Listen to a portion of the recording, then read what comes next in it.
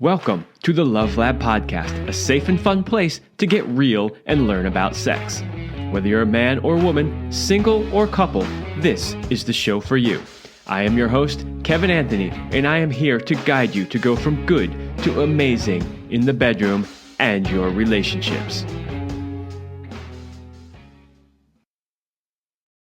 All right, welcome back to the Love Lab Podcast. This is episode 277, and it is titled How Pelvic Pain Can Affect Sex and What to Do About It. This is something that is actually far more common than most people realize. We'll talk about some statistics as we get into the show. And because it is something that is so prevalent, and because so many people aren't aware of that. In other words, and we'll talk about this more in the show, a lot of people think they're the only ones that have this problem, and they don't realize how many other people have the problem. I thought it would be a great topic for a show because I know that it's important to a lot of people. And if you are watching on YouTube, you can already see that I have a guest on the show today who is going to help us explore this topic. But before we get there, short word from my sponsor.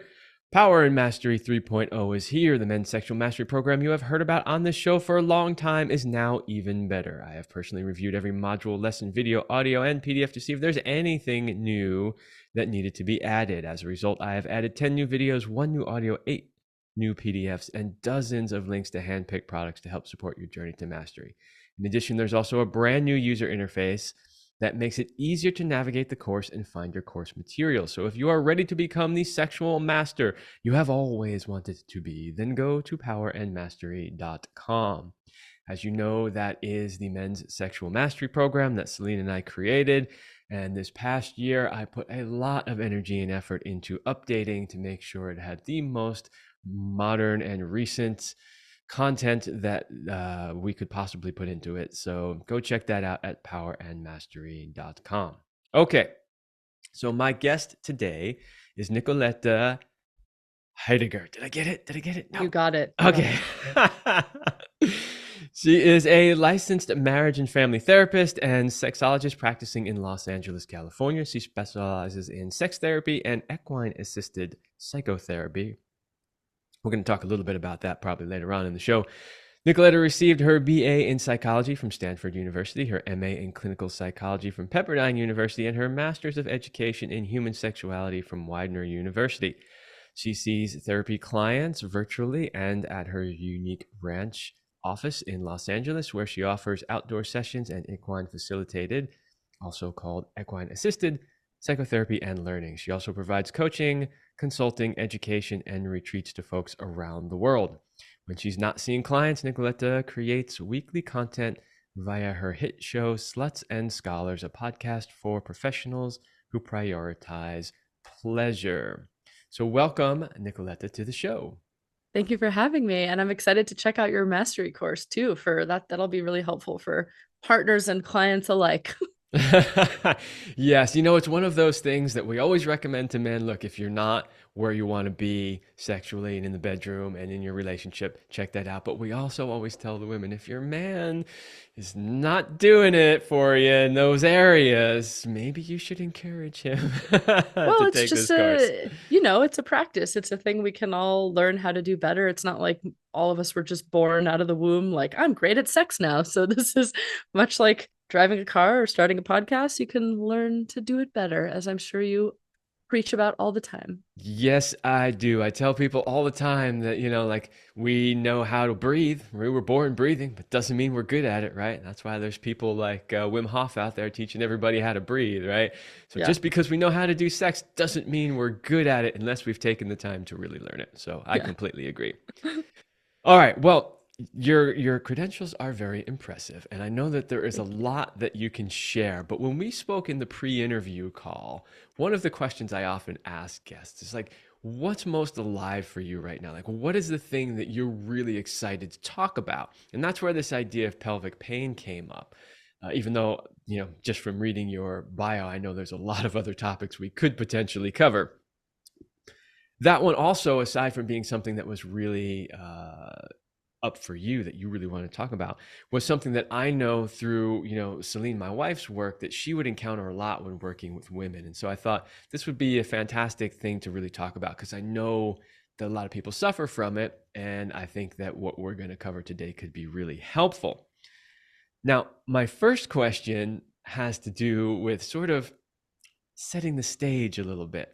So, for instance, at the end of your bio, your Sluts and Scholars podcast says a podcast for professionals who prioritize pleasure.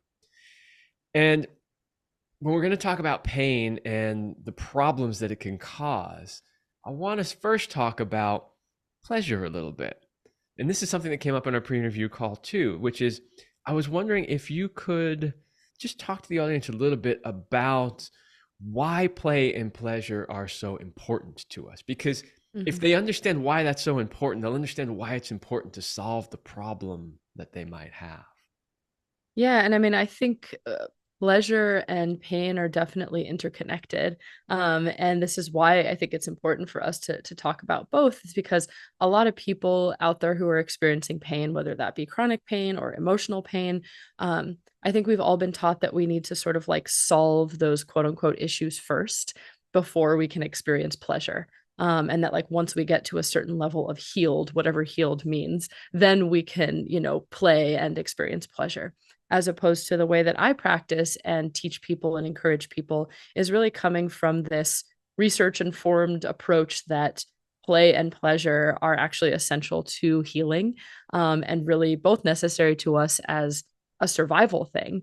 And I really believe that, pleasure is a human right, but also tools that we can use to help work through difficulties and painful stuff, and really teaching people that no matter where they're at or if they're experiencing pain, that they're still in a body that is pleasure able.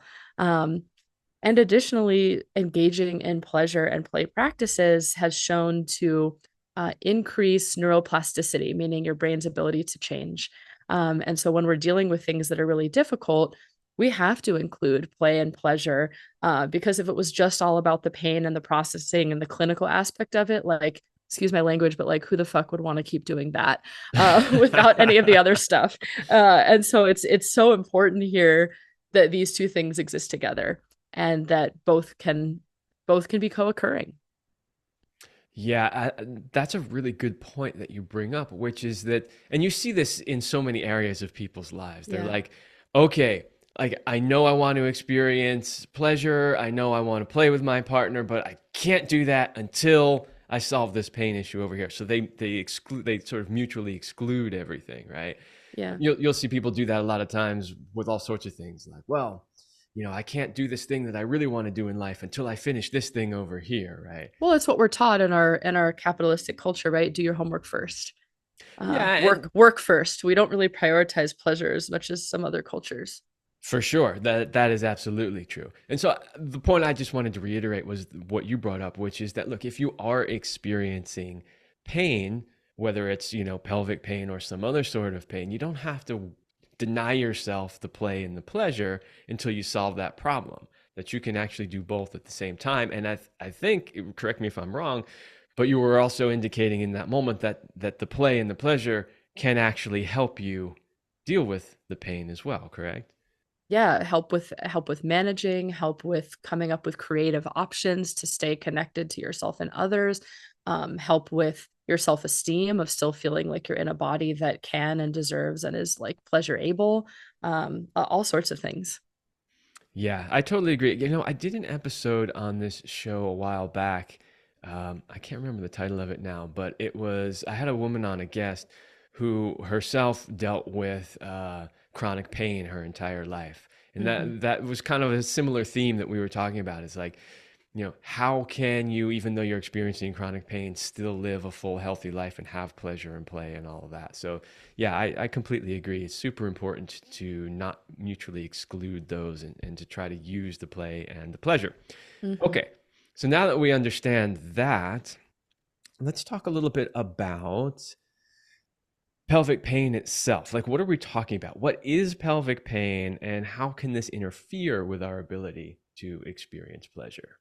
Yeah, absolutely. I mean, this is something that can occur across genders. So people of all genders can experience pain and basically pain in the pelvic region.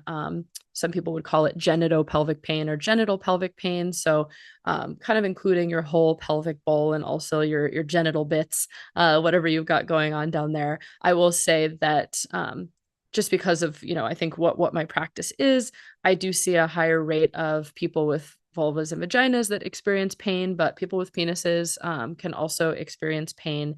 And there can be a lot of root causes for this unwanted pain. And my sort of phrase that, I say a lot and some of my colleagues say too is, sex should only hurt unless you want it to. And so, Yes, very good. we're not talking about like, oh, this is like a hurt so good pain. We're talking pain that is, getting in the way from connecting with yourself or others that quote unquote shouldn't be happening. And so this can come from a variety of things, whether it be nerve compression issues, back issues, hip issues, hormone issues, issues with the tissues. uh, there's a whole lot of and range of reasons that pelvic pain can be happening. And so main sort of thing that's important is to get to the root cause of what is sort of starting the pain. And then usually there's some factors that may continue the pain because our bodies are sort of taught to when we feel pain to then avoid that thing maybe again in a certain way, like burning your hand on a stove. And so once we experience pain around one thing, our body starts to hold this tension in that area of our body, which can elicit more pain as things go on. So it's sort of a thing that is important to get to the root cause so we know what's starting it and then figuring out like what is maintaining it. I'm curious if you, because I know you said there can be a lot of reasons why, and Yeah. that's absolutely true. I'm curious if you tend to see one thing a little bit more often than the others. Is there one that's a bit Yeah. more common? Yeah, I would say for people that I've seen with penises, and this isn't necessarily super common, but the thing that I would maybe see the most is folks who have like back issues or nerve issues, maybe experiencing like pain in the pelvic or genital region. In addition, there's also a thing called Peyronie's disease, which is like, how all penises have a little natural curvature to them, but this is like a curvature that is really extensive that can, is a little bit out of my wheelhouse from the medical side of things, but kind of like a fibrosis sort of experience where, it's affecting the tissues, which is causing the penis to be really curved, which can cause pain just at rest, but also when it's erect or when trying to penetrate something. Um, that's, I would say, and I don't have necessarily the numbers. This is just like what I've seen Mhm. most commonly. Um, the second thing for people with vulvas and vaginas that I see most commonly is people who have a hormone mediated pain experience. So, this usually means that there is something off with the hormones, which could be due to long term oral contraceptives or just changing hormones throughout the lifespan that is causing the tissue to thin and causing pain at the entrance to the vagina called the vestibule. And so with that, that's probably the most common thing that I see, but there's a lot of others I see as well, but that's sort of the things that I see most commonly. Mhm. Yeah, that wasn't actually a question on my list, but it was just a curiosity I had because Yeah. when we're talking about all the different things that could potentially be causing it, I was just curious whether or not there were some that you see more often. And Yeah. for anybody listening, by the way, I did do an episode on this show. I think it was called Penis Problems and Penis Solutions. If you want to know more about Peyronie's disease, because I talked about that a bit in that episode. Excellent. Okay, so the next question I had, and you've already answered it actually, was whether or not this affects men as well as women. And so you've kind of covered that already and talked about some of the ways in which Yeah. it affects men. But you also did mention, however, that you do tend to see more women, at least in your practice, than men. Yeah. I mean, I don't have all of the research on this, but I do want to name that, this is just what I see in my practice, but I do think like systemically, we do see a difference in sort of um, experiences with pain, just the way the sort of healthcare system treats people of different genders based on research, based on the patriarchy, if you will. And so I would say people with penises who are experiencing pain, I do see that often taken seriously a bit faster. And maybe people, and this is a general thing. I don't think it's always true because it is hard sometimes to advocate for oneself in a medical space. And I think men experience maybe a different reason for maybe not coming forward about this. They may think they need to like grin and bear it through the pain of like, oh, this is, something I should just deal with on my own. But I see a lot of people with vaginas who identify as women who really don't feel like they are able to maybe speak up, or pain for people with vaginas has been normalized. Whether it's like, oh yeah, your first time is supposed to hurt, or getting your period is supposed to be really uncomfortable.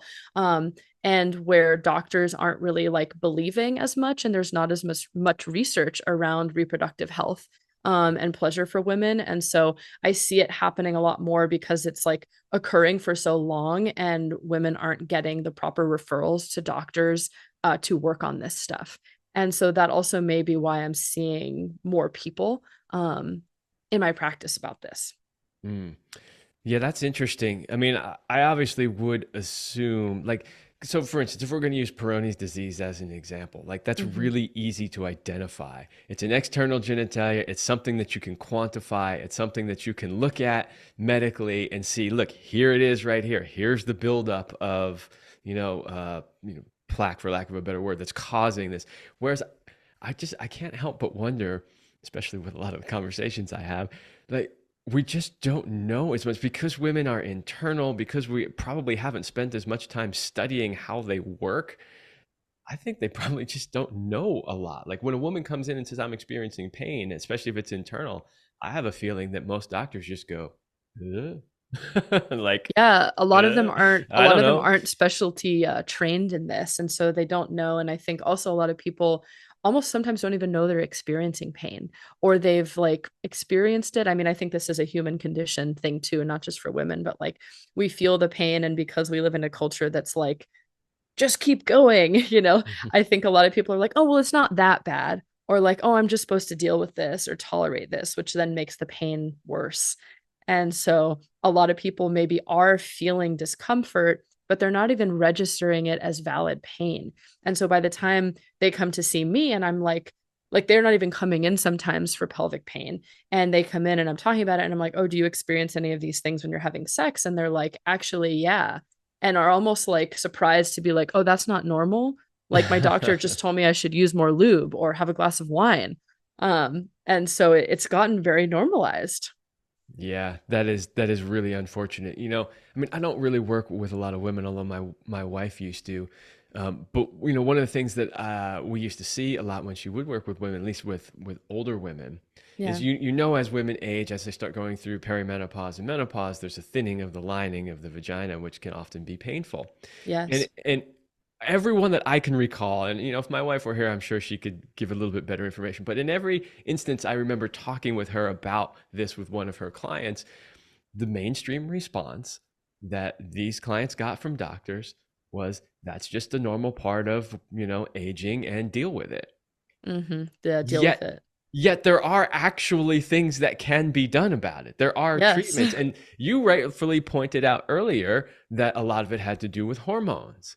Mm-hmm. And that is something. So we had multiple doctors on this show, a few years back, who were hormone specialists, talking about this, about how those changes in hormones at that period in life can cause that type of issue and pain, and that Mm-hmm. could be either not, it could potentially be eliminated, but at least reduced through proper therapy. But yet most women are not getting that information. Yeah. Yeah. And I think this is important for even if you don't have a vagina and you're listening, but you love somebody with a vagina, sort of a way that I see this really impacting relationships is what initially presents as a mismatch in libido and desire levels of partners being like, well, why doesn't my partner want to have sex? And then there's a lot of reasons that can happen that I know you've talked about on the show. But one reason that I see for things like this is, oh, because it hurts. And it hurt one time, or it hurt multiple times, or it hurts sometimes. And that can definitely shut off your sort of like desire and arousal, sometimes because of hormones, but other times because your body is trying to avoid this thing that feels like a painful intrusion. Um, and so a lot of times I see this, and then later we figure out there's something about the sex that's not working, like pain. And so this is important for us to be sort of tracking our partner, and also like, not that it's your job to know if somebody's that it should be your only job to know if a partner is experiencing pain, but to be able to ask them and know like, oh, well, how will I know if you're feeling pain? What will I see and hear happening with your body? Right? Like, how does it feel when I first, enter you with hand, with finger, with whatever?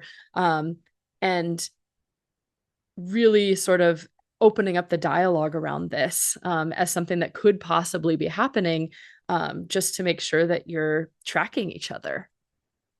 Yeah, I mean that absolutely, and that is something that I have talked about a lot on this show, which is, I'll use the term visual acuity, but it's not just visual acuity. It's like paying attention to your partner, having presence, and looking Yeah. at all of those things. What is the expression on her face when you do this? Are her cheeks flushed? How does her body move? Does she tense up? Does she relax? Like all of those different things are really important. So, yeah, Yeah. Well, you and I think too with it, like, it reminds me of when people, this sort of like cliche line of dirty talk is, oh, you're so tight.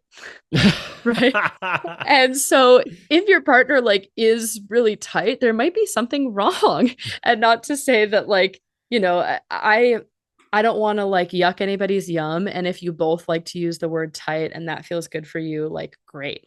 But usually if something is really tight down there for a vagina, it may mean that there's pain and that the muscles are contracting and holding tension where they don't need to be, or when someone isn't trying to contract them. And so this is called, vaginismus, or there's a lot of other sort of terms for it. But I, again, don't want to yuck anyone's yum, but something you can do to maybe shift that is figure out, is there another way that I can say that this is such a nice fit, as opposed to being like, it's so tight I can barely put it in. Right?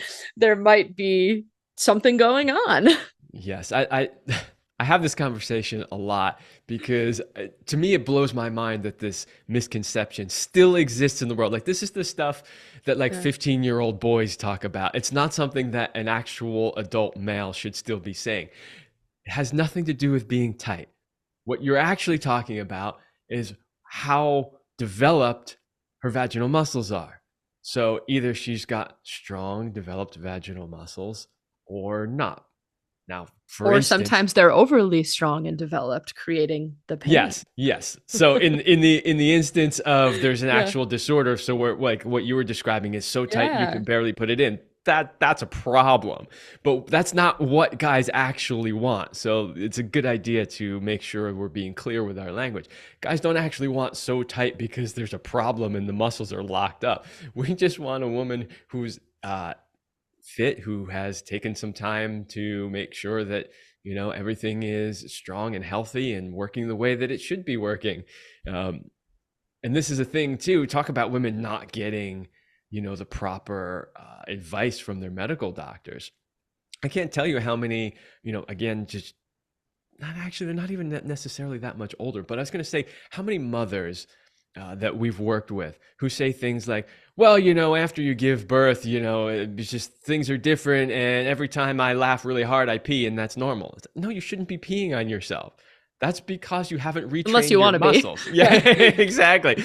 But it's because you haven't retrained your muscles, right? And so this idea that once Well, a and woman gives birth, she's yeah. she's no longer tight anymore. Bullshit. Get rid of that. Like all that stuff is just crazy Well, it's nonsense. it's also because the doctors aren't maybe informed or talking about pain, where we do know that there's things that people with vaginas and with the help of their partners can do to prepare for vaginal birth, and even, cesarean section birth, to massage, to learn how to sort of relax and tense the area, to get in touch with that part of their body. And then things that could be happening after. I think it should be a requirement for everybody who gives birth to go through pelvic floor physical therapy afterwards. And you may have Yes. talked about that on the Yes. show, but it's physical therapy for your pelvis. And Mhm. again, this can be for all bodies, but this is important because, things can be affected either hormonally or physically or otherwise. And just like you would do physical therapy after any sort of maybe intense change or trauma to the body, the same should be true for this. But most doctors are not recommending that pre and post care. They're not giving any information. And even they're sometimes even non-consensually cutting parts of the body down there to ease a birth happening if there's some sort of a timing issue or a complication thing, and people are getting scar tissue and not even knowing what's going on, and then nobody has told them that there's an alternative to get some help and support. Exactly what the point I was trying to make, which is that they're not being given the information and that there are Yeah. things that can be done, like the pelvic floor rehab, basically, right? And trust Yeah. me, I can't imagine anything that's, uh, well, I mean, obviously, aside maybe from like a really bad accident or something, but like squeezing a human out of your body, this is pretty physically challenging, right? Like a lot has to happen in your body for that event of birth to happen. So to think that you just won't have to do anything, to get back into your pre-birth state is kind of silly to me. And I don't blame the women, especially if they've never given birth before. Like they have to rely, well, they don't have to, they should do their own research, but they are often relying on The doctors. experts. And the Yeah. doctors are not telling them what they need to hear. So Mm-hmm. that is a shame, really. And hopefully shows like this will help raise awareness around it. So like, if you're a woman and you're listening to this and you're hearing this conversation, and maybe you are pregnant, you're going to be giving birth and you've never heard this before, maybe now is your opportunity to go research it and figure out, what else you could either be doing now or what you could be doing after. Yeah. Yeah. Or if you're, in partnership with somebody who's going to experience birth with their body, saying, hey, I heard this podcast and I learned that there's like other things that I or we could do to, support your body before and after to help you feel more, connected to it, more comfortable, whatever. Like, are you interested in learning? Can I support you in learning more about that? I want to support you. Absolutely. I 100% encourage that. When my wife was sick, we both took it on as our responsibilities to Mm, research and learn as much as we can. I didn't just sit there and go, okay, well, this is your problem. You figure it out, right? We yeah. sat there and we read book after book and, researched all over online and everything we could do. So, yeah, Yeah. I totally agree that the men share a responsibility Well, and thank they you. missed out Thank you for also. sharing that. Yeah, thank you for sharing that about your partnership. And unfortunately, I think that's what happens sometimes in pelvic pain treatment is the people experiencing the pain think that they're the problem and they really take that on and internalize that and that they're supposed to go get quote unquote fixed and then come back as like a perfect model as opposed to if you're in relationship, this is going to be relational work because it's going to be affecting them, you, and the relationship, the way that you respond to each other, how you support one another. So it's a partner thing to work through together. Yeah, and the way we used to describe it all the time is we're a team. So think about it as a team. And guys, if it makes it easier for you to understand this, we use the analogy of a sports team, right? Hmm. You can be the greatest, I don't know, say basketball player, in the league. But if you're not working with your team's still going to lose. You might score a ton of points, but the team itself is going to lose, right? Hmm. So it's this idea that, when you're a partnership, you should be working together as a team, and the team is only as successful as both of you are. Hmm. Yeah, exactly. Okay, so my next question had to do with stats around it. We're a little deep into the topic now. It's not quite as relevant, but I did want to ask you if you had any statistics on the number of people who experience pelvic pain. Yeah, I'm still seeing new research and stuff come out as well. But I was talking to a colleague recently from an organization that I would recommend around this called Tight Lipped. They do a lot of advocacy work around pelvic pain for women. And I believe that a recent study they shared with me was that it was reported that like 1 in 4 people with vaginas experience pelvic pain. But I think this is like self-report. And so I think we may have to think of the number as higher because, like I said, a lot of people maybe aren't registering their pain or they're not talking about it because this is still a stigmatized topic that a lot of people don't discuss or don't know about.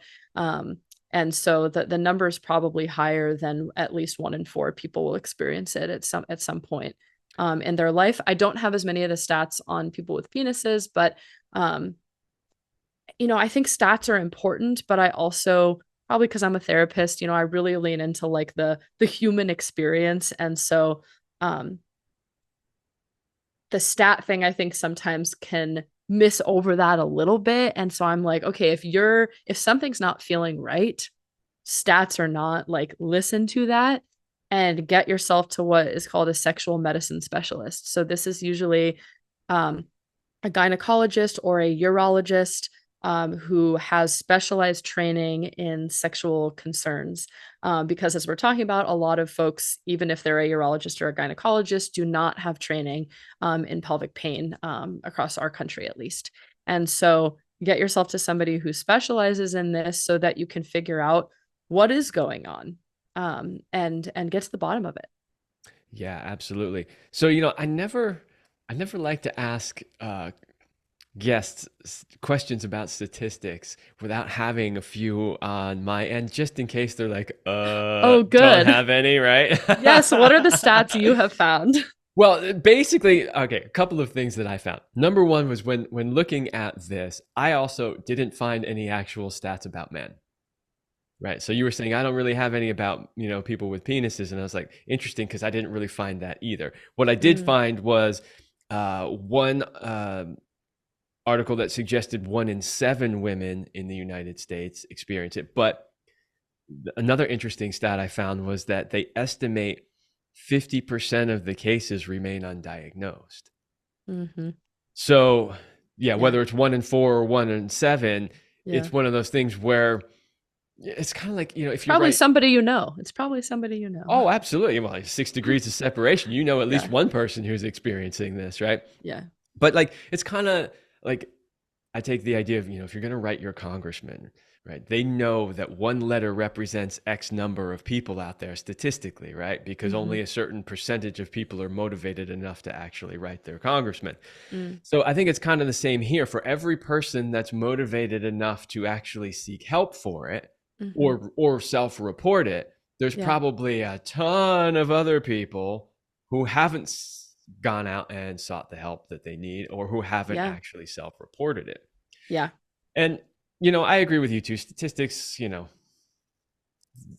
they can be helpful and sometimes not. There's the famous time Bill Gates went on the air and was talking about who knows whatever he was talking about, and he had a book on his bookshelf right next to him that said "How to Lie Through Statistics." Right, like that's an actual book that teaches people how to use statistics to manipulate.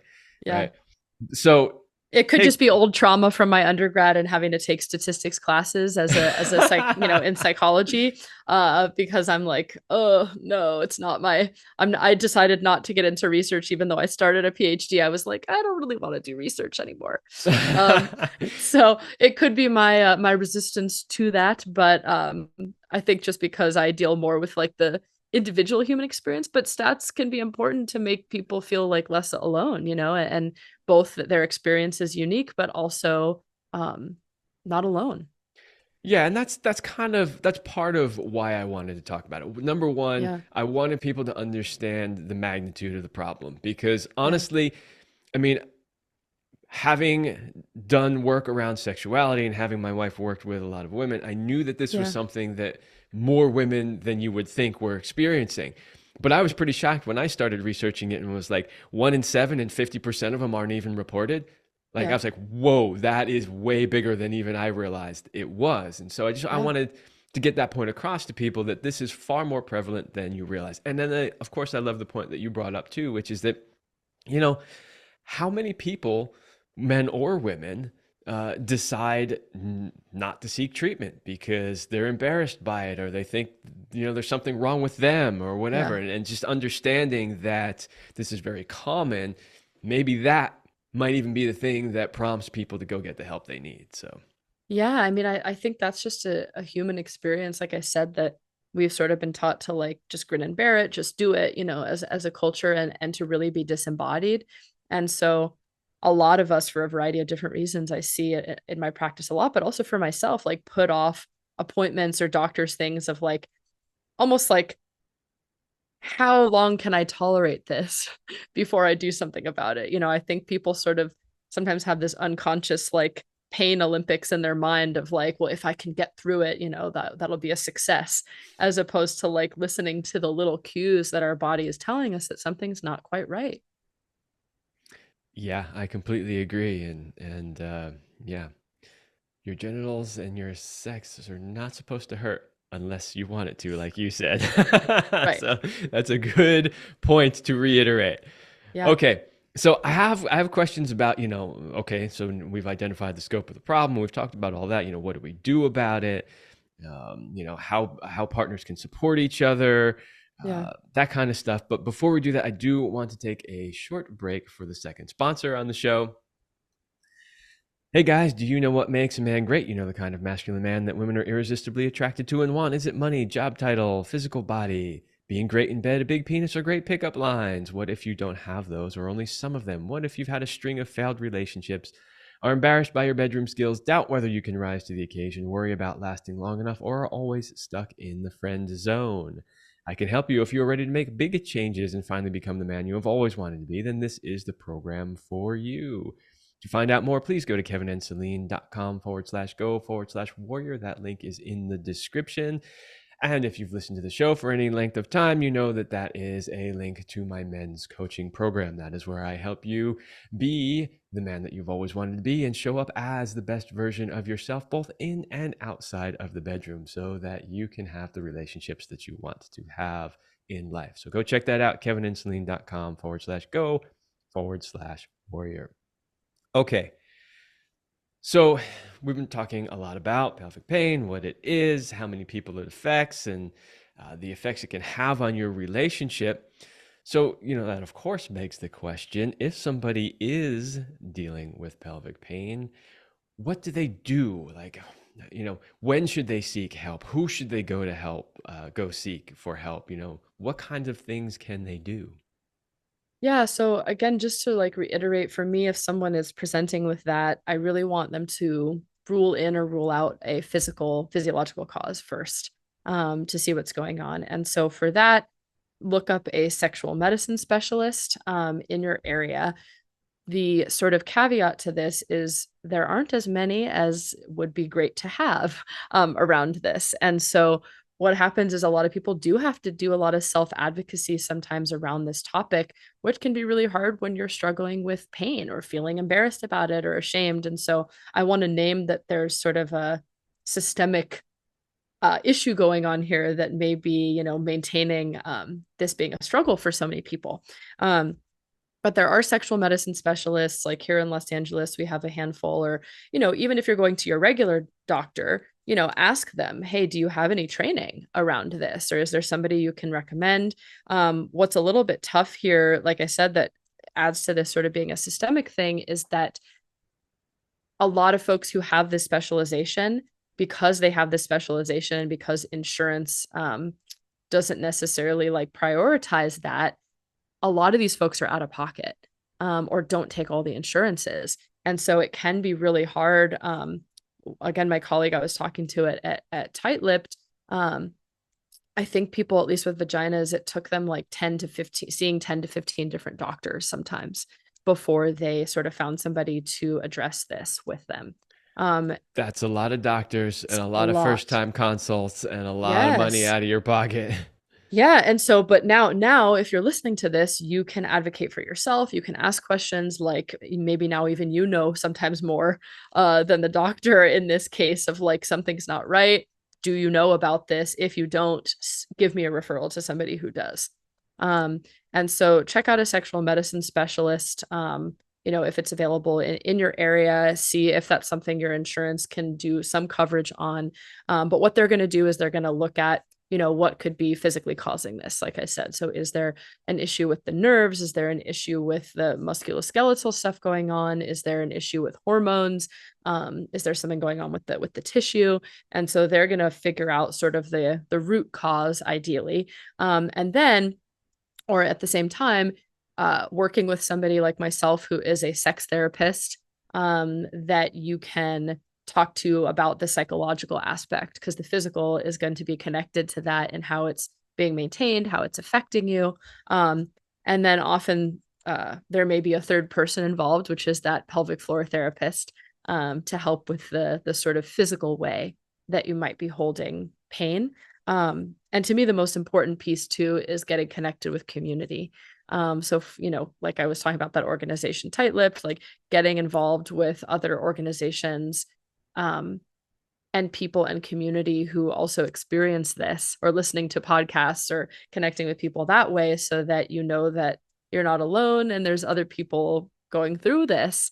And if you're in partnership, some couple sex therapy might be really nice, because you may need to be coming up with alternative ways to connect intimately. Yeah, absolutely. So, that's great advice too. When men are coming to me with, their sexual dysfunction problems, of course, the first thing is always at least go see your doctor, get the physical stuff ruled out Yeah. first. If you don't have any, diseases, or, like for instance, when guys are coming in with, especially if they're older, they're coming in with erectile problems. Well, that can be a sign Yeah. of greater issues, Heart like issues. Yeah. heart issues, right? So like go have all that stuff checked out. Once we got that Right. ruled out, then we can work on the other bits. So Mm-hmm. um, yeah, fantastic advice on that one. So my next question then is, okay, that's what an individual can do, right? So that's who they Yeah. should go seek help from, and you gave some Yeah. great resources for that. Then the next one, and we touched on this just a little bit so far, but whether it's a man supporting a woman or a woman supporting a man, how can a partner help support their partner who may be going Mm-hmm. through something like pelvic pain? Yeah. I mean, firstly, have a conversation around what would feel supportive to that person individually, right? We all experience love languages or sex languages in different ways. So, this is an opportunity. This is an opportunity to get closer and to learn more about each other, and to, not that every, thing that is a struggle has to have a silver lining, but this is an opportunity to really connect and grow and get creative with the way you show up for each other. And so figuring out, okay, well, what would make you feel supported, right? Would it be like that I'm going with you to appointments? Would it be that I'm looking at research and like knowing this and that? Would it be that I'm doing my own therapy to make sure that if I'm feeling frustrated about the fact that we're not having penetrative sex at this moment, I have somebody to talk to about that or have support with. So really start with sort of a negotiation around, when do you feel supported? What would me supporting you look like?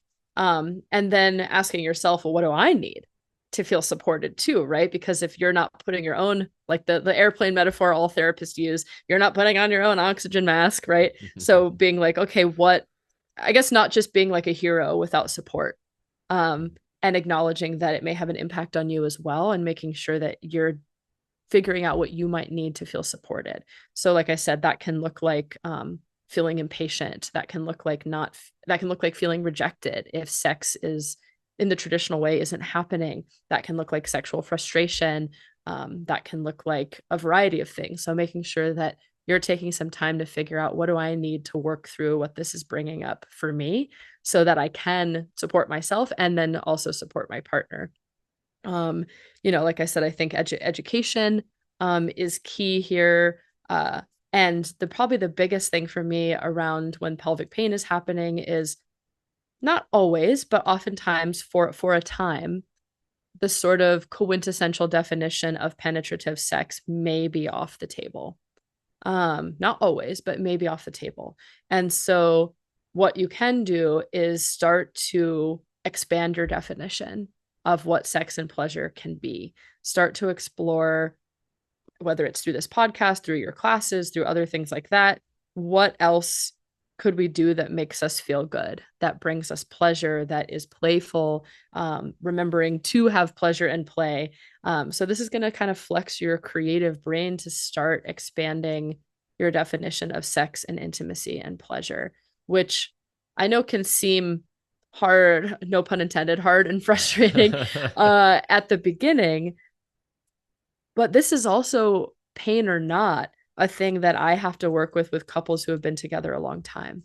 So it really can be an important, cool thing to start having better sex overall, and knowing that you can have long lasting, cool, creative ways when inevitably your bodies change.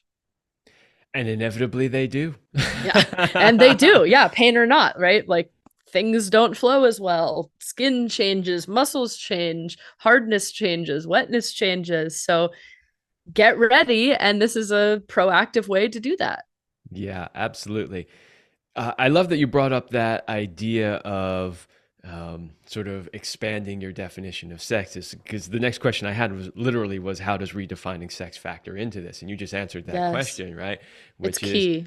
yeah, when you're dealing with something like this, you need to expand the idea a little bit because, yeah, Yeah. just like you said, there may be times where penetration is off the table for a little while, right? Until you Yeah. can get a handle on the pain or whatever. So, but in my opinion, uh, if you have a healthy relationship and you truly love the person that you're in relationship with, you of course will be willing to do whatever it takes to support them to get through this issue. And your own selfish, well, I want to have sex and I want this and I want that, shouldn't be a factor anymore. Nobody knows that better than somebody that's been through a horrible health tragedy, such as myself. Right. So if you can't get into that space with your partner when they're experiencing this, you really need to look in the mirror and do some work, because you need to be there for your partner, whether it's a man or it's a woman, doesn't really matter. Yeah. But I get that. Thank you for sharing that. And I know you know this from what you've shared. And that can be incredibly painful, right? To go through. And I think, for you probably know this with the work that you do, but like for men who haven't been taught to express themselves in other avenues, I mean, for anyone really, sex can feel like air, right? And so it might be the only place where you feel like you can express your desires, or where you feel like you can connect or be emotional or be vulnerable or feel loved or feel hot or whatever. And a lot of us were taught that. But I see this for men especially. And so, like you were saying, this might be an opportunity to look in the mirror and be like, whoa, this feels so important to me. Are there other ways that I can start getting those needs met and expanding that? Because you certainly deserve to have pleasure and feel these things, and feel support. That doesn't mean you deserve to, like, that your partner owes you their body for it. But what are other ways that we can explore and get those needs met and expand that? Absolutely. That is a question that we have posed to clients many, many times, which is Yeah. what are other ways that you can get those needs met? And you might have to think outside the box a little bit for that. Yeah. Okay, so we're pretty much at the end of the show, but I do have two more questions for you. Okay. One is, so far throughout this interview, I've been sort of guiding it by asking questions. And I'm curious if there's anything else that I haven't brought up or that hasn't come up in the conversation that you would want to share and you would want people to know about the issue of pelvic pain and how to deal with it.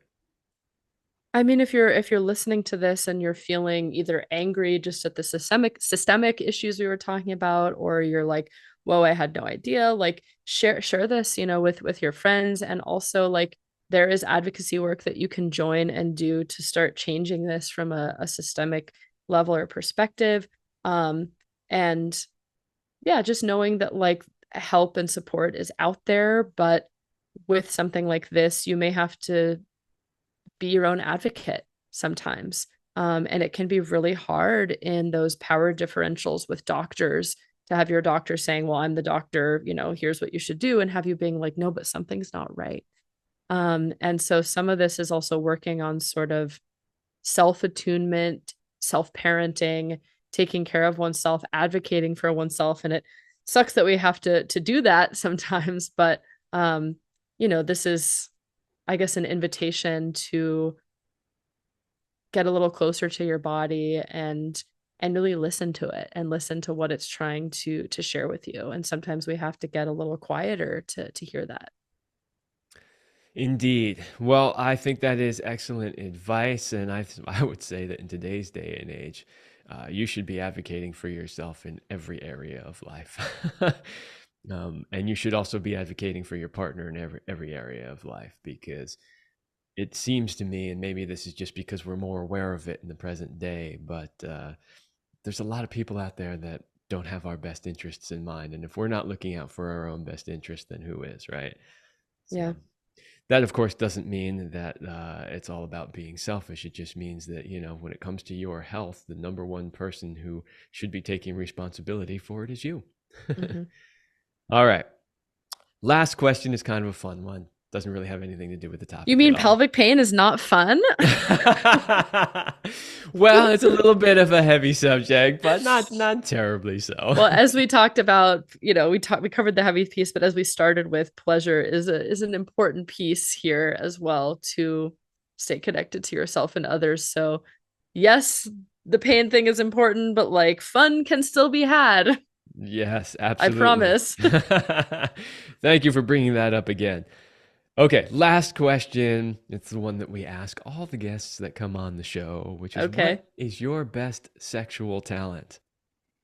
My best sexual talent. I would say attunement.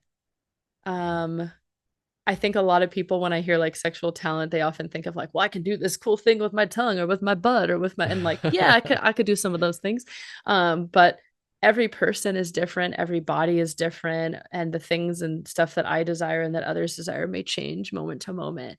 And so I really pride myself on trying to be attuned to my own body and other bodies. So attuned meaning tracking verbal, nonverbal, energetic, all sorts of things that are happening for somebody, and also being open and willing to like get it right or quote unquote get it wrong, or be open to real-time feedback to be able to really connect with who and how that person is showing up within the moment. And that's also my preferred thing that makes great sex, or makes a great sex partner for me, is somebody who's doing that. Not necessarily someone like, yeah, it's cool to take classes and, learn the techniques and all that, but like, I'm not a textbook. I'm a real-time body. And so this attunement to me is what makes a great lover. I completely agree. That's why I read an ad at the beginning of this for, our program called Power and Mastery, but there's a whole section in there about what we call presence. And what I'm attempting to teach men in that is exactly what you Yeah. just said: how to be present, how to be paying attention to the visual cues, the verbal cues, what's going on, throughout every moment, and really tracking it, because it is important. Yeah. And it is what distinguishes somebody who's just good at technique from somebody who's truly spectacular to have sex with. Yeah. And to just sort of like kinkify it a little bit, like, I'm just a really good girl. So Very good. Very the good. non-therapy answer is like, I'm just a really good girl. That's my superpower. That is a great superpower. All right, Nicola, thank you for being on the show. Before we wrap up, though, tell everybody where they can find more about you. And I know you do, like I said at the beginning of the show, way more than just deal with pelvic pain. I know you you use horses to do therapy with people. So just a quick bit about what you do and where they can find you. Yeah, thank you again so much for having me. And again, I hope you check out some of the resources we mentioned. And I have a lot of amazing colleagues who also specialize, and even more so than I do, specialize in pelvic pain stuff. So you can find me through my podcast, again, which is called Sluts and Scholars, or at slutsandscholars.com, Sluts and Scholars on Instagram. I'm also on Instagram, where you can find my website at Therapy with Nicoletta. I'm guessing you'll put it in the show notes because it's a long name, spelling and all that. So Sluts and Scholars might be the easiest way to find me. And again, I see therapy clients in Los Angeles, both in person, or in California, both in person and virtually. I also do coaching, educational stuff, retreats. So yeah, find me through there, and happy to provide some resources if I can. Awesome. And of course, those links, I'll put both of those links in the description. And just so people know, if you're wondering why she only sees clients in California, I'm assuming because it's not technically legal for you to work with clients outside of California. That's correct, at least not as a therapist. So coaching is different. That can happen anywhere, but therapy laws have these annoying rules that it has to be in the state you're licensed in. Which there's pros and cons to that, but yes, thank you for clarifying. Well, I just wanted people to understand that because a lot of people don't actually know that that's a rule. Like, even because I've seen this with other clients too, where somebody works with a therapist in their state, and then maybe they go to school outside of that state and they can't continue working with that therapist because they no longer physically reside in that state, which blows my mind. But I know it sucks because it's like continuity of care is so important too for what we do. So I hope that there's some shift with this that makes it a little easier to go from state to state. Yeah. All right. Well, thank you again for coming on the show and sharing your knowledge. Thank you. All right, everybody, that's all the time I have for this episode, and I will see you next week.